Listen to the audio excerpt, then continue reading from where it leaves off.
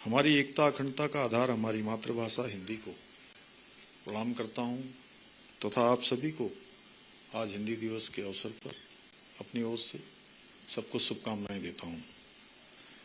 और आज विशिष्ट अवसर पर मुझे आप सभी महानुभावों एवं साहित्य रसिकों के सम्मुख आज उपस्थित होकर अत्यंत हर्ष की अनुभूति हो रही है। और ये मेरा सौभाग्य है कि आज मुझे हिंदी भाषा को समृद्ध बनाने वाले महान साहित्यकारों को, जिनके बारे में अभी हमारे भाषा मंत्री आदरणीय सुबोध उनियाल जी ने बहुत विस्तार से एक एक के जीवन संघर्ष को हम सबके समक्ष रखा है, जिन्होंने अनेक कठिनाइयों को और चुनौतियों को स्वीकार करते हुए कभी रुकना, कभी थकना स्वीकार नहीं किया, लगातार आगे बढ़ते रहे। ऐसे साहित्यकारों को उनके अमूल्य योगदान के लिए आज दीर्घकालीन साहित्य सेवी सम्मान से भी सम्मानित करने का शुभ अवसर प्राप्त हुआ। आज के इस अवसर पर मैं उन सभी साहित्य साधकों को हार्दिक शुभकामनाएं देता हूं, जिन्होंने अपनी सृजनशीलता के माध्यम से हमारी सांस्कृतिक और साहित्यिक विरासत को समृद्ध बनाने के साथ साथ इसको नई पीढ़ी तक पहुंचाने का महत्वपूर्ण कार्य किया है। साथ ही आज मैं कवि सम्मेलन में सम्मिलित होने के लिए भारत के विभिन्न भागों से आए हुए सभी कवियों कवियत्रियों का भी देवभूमि उत्तराखंड में हृदय से स्वागत करता हूं, हृदय से मैं अभिनंदन करता हूं, जो आज अपनी मधुर और प्रेरक कविताओं के माध्यम से इस आयोजन को सृजनात्मकता के सौंदर्य से अलंकृत करेंगे। भाइयों बहनों, जहां हिंदी हमारी आत्मा की अभिव्यक्ति है, वहीं साहित्य हमारे समाज का वो विशिष्ट दर्पण है जो समाज की संस्कृति, मूल्यों और विचारों को स्पष्टता से उजागर करता है। इस प्रकार आप सभी साहित्यकार हमारे समाज की संवेदनाओं को स्वयं समझकर उन्हें समझाने वाले मार्गदर्शक हैं। और साहित्यकारों की रचनाएं न केवल समाज को एक नई दिशा दिखाती हैं, बल्कि समाज में सकारात्मक परिवर्तन लाने के लिए प्रेरित भी करती हैं। भारत के स्वतंत्रता आंदोलन को भी गति तभी मिली जब हमारे कवियों ने, साहित्यकारों ने देशवासियों को स्वतंत्रता आंदोलन में सक्रिय भागीदारी के लिए प्रेरित किया। हमारे शास्त्रों में सृजनात्मकता का महत्व स्पष्ट रूप से बताते हुए हमारे यहाँ तो कहा भी गया है, साहित्य संगीत कला विहीना साक्षात पशु पुक्ष विषाणहीन। अर्थात साहित्य, संगीत और कला से विहीन मनुष्य साक्षात पशु के समान होता है। हमारी देवभूमि की ये पावन धरा सदियों से रचनात्मकता का केंद्र रही है, जहां विचारों की ज्योति ने प्रत्येक युग में समाज को प्रेरित किया है। इसी भूमि पर महान ऋषियों ने कठोर तपस्या करके अनेक ग्रंथों का निर्माण किया है। इस अद्भुत भूमि को कई ज्ञानियों ने अपनी कर्म भूमि के रूप में चुना, जिसने इस धरती को ज्ञान और संस्कृति का केंद्र बना दिया। एक और जहां गुरुदेव रविंद्रनाथ टैगोर जी ने रामगढ़ की शांति में अपने अमर काव्य रचे, महादेवी वर्मा जी ने हिमालय से संवाद कर अपनी कालजयी रचनाओं को आकार दिया, सुमित्रानंद नंदन पंत ने कौसानी की वादियों से देश दुनिया को अपने शब्दों के माध्यम से जोड़ा, वहीं गौरापंत शिवानी जी ने करीब 40 दशक तक अपनी कहानियों और उपन्यासों के माध्यम से उत्तराखंड के जीवन का सजीव चित्रण कर हमारे जैसे युवाओं को प्रभावित किया। जबकि शैलेश मटियानी जी ने, जिनके बारे में अभी आदरणीय सुबोध भाई ने बहुत विस्तार से बताया, कि सामाजिक यथार्थ को अपनी लेखनी में पिरोकर पहाड़ का प्रेमचंद कहलाने का गौरव प्राप्त किया। इसी प्रकार गिरधा की अमर आवाज उत्तराखंड की आत्मा की प्रतिध्वनि थी। उनके जन गीतों ने राज्य आंदोलन में उत्साह और जोश भरकर जनमानस को जागृत और प्रेरित किया। साथ ही शेरदा अनपढ़ जी की रचनाएं हमारे राज्य के लोक जीवन के प्रत्येक रंग को हास्य विनोद के साथ सजीव बनाती हैं।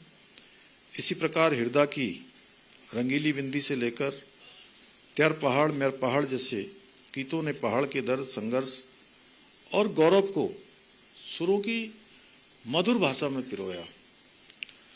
आज के समय में अतुल शर्मा जी, उनियाल जी जैसे रचनाकार और प्रसून जोशी जी जैसे गीतकार और कवि अपनी सृजनात्मक लेखनी से साहित्य की इस समृद्ध परंपरा को न केवल जीवित रख रहे हैं बल्कि समाज और संस्कृति के नवनिर्माण में भी अपनी बहुत अहम भूमिका निभा रहे हैं। भाइयों बहनों, हमारी सरकार साहित्य और संस्कृति के संरक्षण के लिए, उसके प्रोत्साहन के लिए पूरी तरह से प्रतिबद्ध होकर निरंतर कार्य कर रही है। इस दिशा में उत्तराखंड भाषा संस्थान द्वारा हिंदी और अन्य भारतीय भाषाओं के संवर्धन और विकास के लिए अत्यंत प्रयास किए जा रहे हैं।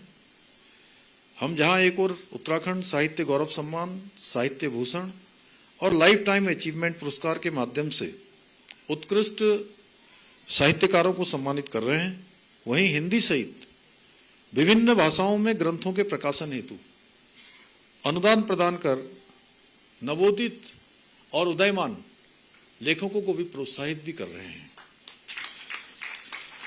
आज इस विशिष्ट अवसर पर हम दीर्घकालीन साहित्य सेवी सम्मान के माध्यम से साहित्य के क्षेत्र में उत्कृष्ट योगदान देने वाले साहित्यकारों को 5 लाख रुपए की पुरस्कार राशि प्रदान कर उनके योगदान को सम्मानित कर रहे हैं। हमारी सरकार द्वारा नई पीढ़ी में रचनात्मक सोच और सृजनशीलता को प्रोत्साहित करने के लिए भी प्रयास किए जा रहे हैं। हम कक्षा 6 से लेकर डिग्री और यूनिवर्सिटी स्तर तक के विद्यार्थियों के लिए रचनात्मक लेखन प्रतियोगिताओं का आयोजन कर रहे हैं, जिसके माध्यम से 100 से अधिक युवा रचनाकारों को पुरस्कृत भी किया गया है। आज हिंदी दिवस के अवसर पर हमने प्रदेश के हाई स्कूल और इंटर परीक्षा में हिंदी में सर्वोच्च अंक प्राप्त करने वाले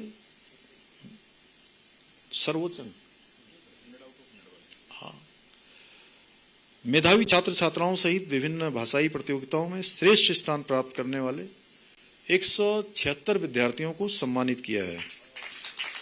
हमारी सरकार ने बीते 2 वर्षों में 62 साहित्यकारों को उनकी पुस्तकों के प्रकाशन हेतु अनुदान किया है। इस वर्ष भी हमने पुस्तक प्रकाशन को प्रोत्साहित करने के लिए 25 लाख रुपए के विशेष बजट का प्रावधान किया है। हमारी सरकार उत्तराखंड को साहित्यिक पर्यटन के एक प्रमुख केंद्र के रूप में विकसित करने के लिए प्रयासरत है। इस दिशा में उत्तराखंड भाषा संस्थान द्वारा 2 साहित्य ग्रामों की स्थापना की जा रही है, जहां साहित्यकारों के लिए आवासीय सुविधा, आधुनिक पुस्तकालय, संगोष्ठी कक्ष और अध्ययन स्थल जैसी सुविधाएं विकसित की जाएंगी। ये सभी पहले न केवल साहित्य साधकों के सृजन के लिए एक अनुकूल वातावरण प्रदान करेगी, बल्कि उत्तराखंड की साहित्यिक विरासत को और अधिक समृद्ध बनाने में अपनी महत्वपूर्ण भूमिका निभाएगी।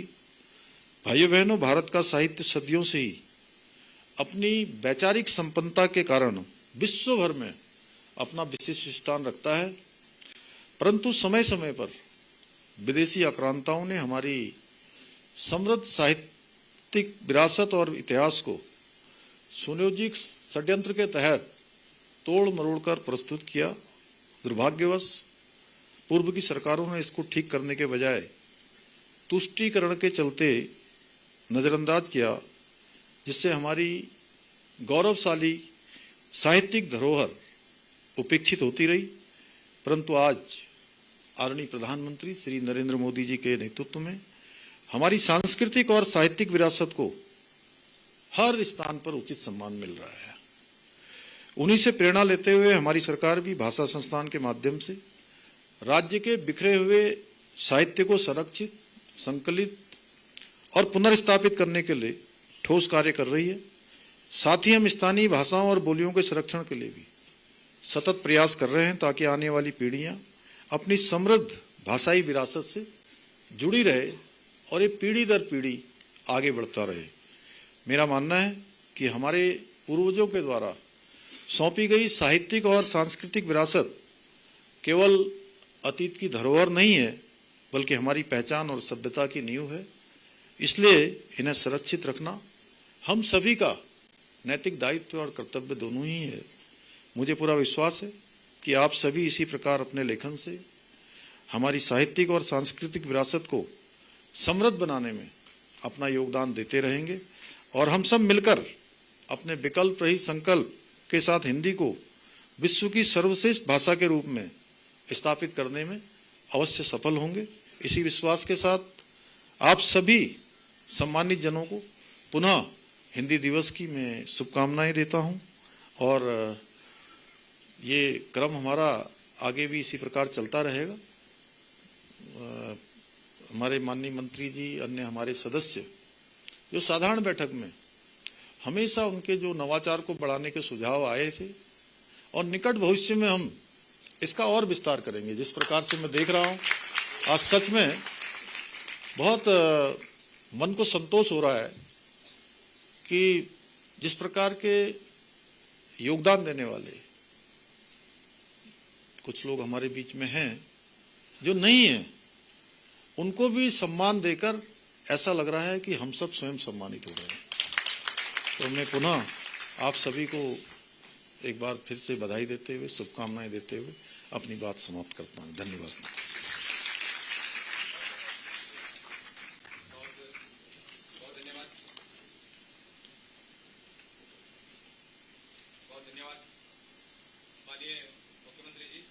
आपने भविष्य की योजनाओं के बारे में और उन भावनाओं को जो आपके मन में है बहुत ही खूबसूरती से व्यक्त किया है और अब इस कार्यक्रम का दूसरा सत्र आरंभ होने जा रहा है कवि सम्मेलन के रूप में।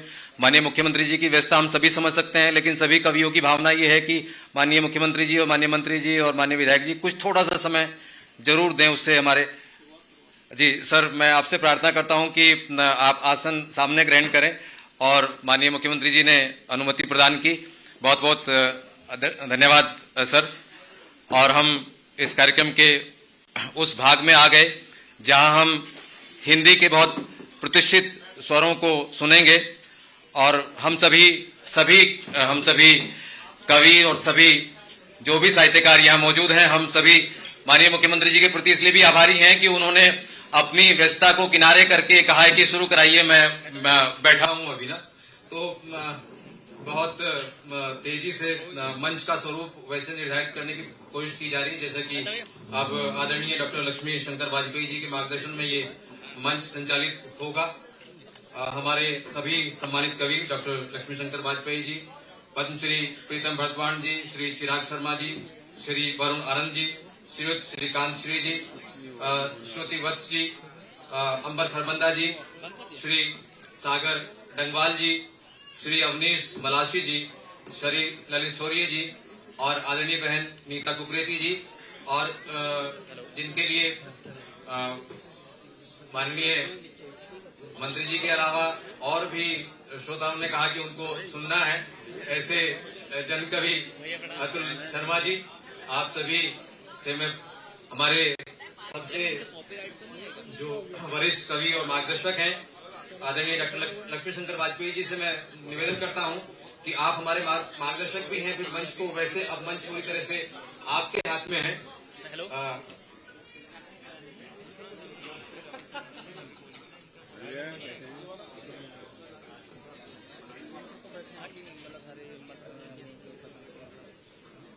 उधर